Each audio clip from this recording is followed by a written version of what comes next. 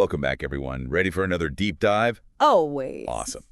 Today we're taking a look at, well, more like a listen to the mind of Alice Feeney and her psychological thriller, Sometimes I Lie. Ooh, yeah, this one is a real twister. It is. For those who haven't read it yet, just imagine unreliable narrators and plots that, well, they just keep you guessing. And those timelines, now, then, and before, all tangled up together. It's like a shattered mirror. Each piece shows you something, but seeing the whole picture? Whew. Exactly. And we have to figure all that out with Amber, our main character, who's stuck in a coma. And she can hear everything but can't, respond. Creepy. Super creepy. And the thing is, we can't even be sure if she's telling the truth. Like, remember that scene early on? She says she just had lemonade, right? Right. But then she wakes up in Edward's flat, no clothes on. I was like, hello? What happened there? Totally throws you off. Makes you wonder, is she repressing something? Yeah. Hiding something? Hey. For sure. And then there's all this stuff from her childhood.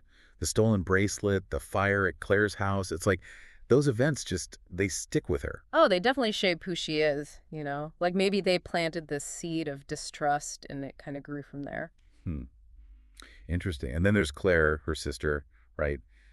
Seems caring at first. Almost too caring though, right? Yeah. It's like, is she really protective or is there something else going on? I mean, remember when she confronts Amber about her marriage? Almost feels like she's trying to push her away from her husband. It does. And it makes you think, is Amber's voice being, I don't know, kind of stifled? Yes. Like first by Claire and then later at the radio station with her colleagues. They all want to control her story. And then she ends up in a coma, completely unable to speak for herself. Why? It's like physically she can't speak, but even before, it's like she was struggling to be heard. Such a powerful image. And it makes you wonder, as a reader, are we being manipulated too? Exactly. Feeney is good at that, making us question everything. And then there are the men in Amber's life. Oh, yeah, adding to the whole mess. We have Paul, her husband, who at first seems loving and supportive. Right. But then, things start to change. Well, there's that whole thing with the pink lingerie. Doesn't even fit Amber. Totally. Makes you rethink everything about Paul. Affair, secrets. Is he even who we think he is? Big questions. And then boom, Edward, the ex-boyfriend, shows up. Oh man, Edward. That scene where Amber wakes up in his flat, naked and confused. So unsettling. Definitely raises some red flags. Is he there to help or, take advantage? Right. It's like he's this ghost from her past she can't escape. And we're just, stuck trying to figure it all out. Feeney's really throwing down a challenge here. We're like detectives, but we can't trust anything at face value. So buckle up, listeners, because Sometimes I Lie is going to take you on a wild ride. It's a twisted journey, and nothing is as it seems. Definitely keeps you on the edge of your seat. You said it. Ready to dive deeper? Oh, yeah, let's do it. It's crazy how she uses these little details to build the suspense, remember that nursery rhyme, row, row, row your boat? Oh, yeah. It's kind of creepy how it keeps coming back. Right, and it's like it foreshadows something, hints at something dark between Amber and Claire. Totally. Makes you realize their relationship isn't as simple as it seems. And speaking of messed up families, what about Amber's parents? Yeah. We only get those glimpses in the flashbacks. But those glimpses are enough, right?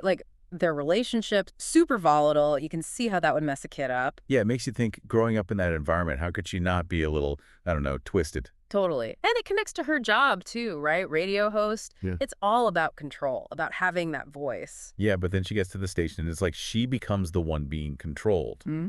Madeline, that colleague. Total bully. Ugh, Madeline. So much power, and she just uses it to make everyone else feel small. Exactly. Mm-hmm. It's weird, though. Amber's so good at deception in her personal life, but then at work, she's the one being manipulated. Maybe it shows. We all wear different masks, Or maybe even the best manipulators can be victims sometimes. That's deep. And then there are those creepy phone calls. Oh, yeah, the ones where they whisper about her past. So unsettling. Seriously. Makes you wonder, is someone actually messing with her? Or is it, all in her head? It blurs the lines, right, between reality and what's going on in her mind. Feeney's good at that. She is. And speaking of blurring lines, those scenes where Amber's talking to her dead parents. Whoa. Yeah. I mean, it makes sense, right? Wanting to connect with loved ones who are gone. But it also makes you question her mental state. Totally. Is she really hearing them? Or is it grief and guilt manifesting? Another question Feeney leaves us with. And then those shifting timelines just add to the confusion. Right. Now, then, before, back and forth. It's like we're in Amber's head trying to make sense of it all. She's like a puzzle with pieces missing, you know? A very creepy puzzle. But that's what makes it so gripping. We're constantly questioning everything, like trying to stay one step ahead. But Feeney's always a step ahead of us. She knows how to play with our expectations. Totally. She sets us up, makes us think we've got it figured out, and then, bam. Plot twist. It's why we keep reading, right? We need to know the truth, even if it's scary. And the truth in this book, let me tell you, it's more than just scary. It's messed up, complex. The ending, whew, I mean, no spoilers, but it's like she drops a bomb and then walks away. You're telling me. It makes you want to go back and reread the whole thing just to see if you missed any clues. Exactly. It's like she flipped the script on everything we thought we knew. Such a mind trip. Okay, so before we get to the final part, let's talk about Claire. That revelation about her role and everything, wow. It's a game changer. Suddenly, she's not just the overprotective sister, she's like a whole other level of messed up. It raises the stakes for sure. The danger isn't just out there, it's in Amber's own family. And it all comes back to that theme of control, right? Claire's actions, even if she thinks it's love, it's all about controlling Amber. Yeah, controlling her life, her choices. And it's all rooted in their past, all those unspoken resentments, that shared trauma. It all explodes in the climax, right? So much tension, so much emotional baggage. It's heavy. It really is. You can feel the weight of their history in that scene. It sticks with you. Feeney is so good at creating that atmosphere, that feeling of dread. Even in a hospital room, you're on edge. Okay, before we wrap up this part, what about Paul? Did you ever trust him? Paul. He's tough to figure out. Feeney does a great job making us doubt him. Yeah, there are times where he seems caring, but then other times he's angry, accusing. And that pink lingerie. Hello, red flag. Secrets, lies, maybe even another woman. Like a crack in his perfect husband image. Exactly. And as the story goes on, we see more cracks. His whole facade starts to crumble. And we see this flawed guy, maybe even a victim himself in a way. But is he a victim or a villain? Feeney doesn't give us easy answers. It's that ambiguity that keeps him interesting, keeps us guessing. Just like the whole book, right? Nothing is black and white. So as we head into the final part, remember, the truth is going to be complicated, just like the characters. And buckle up, because the ending is going to blow your mind. It's like we're standing right at the edge and about to, jump into the unknown. With Feeney, you always know there's one more twist coming. Oh, yeah. And this one, well, it's shocking, but it also just, like, clicks. Everything makes sense. She's so good at that, you know? It's not just about the shock value. Every detail matters. And the climax, it's more than just what happens, right? It's like this battle, this fight for control. Totally. It brings together all those power struggles we've been talking about, and in the end, it's the one who's been quietest who wins. That's almost like, I don't know, a twisted kind of justice. The one we thought was weak turns out to be the strongest. Feeney loves to flip those expectations, you know? The unreliable narrator, the femme fatale. It's all there, but with a twist. Makes you realize things aren't always what they seem. And the people you think are harmless, well, maybe they're not. Speaking of, what did you think about Edward? Victim or, something more? He's a tough one. I mean, he's clearly drawn to Amber.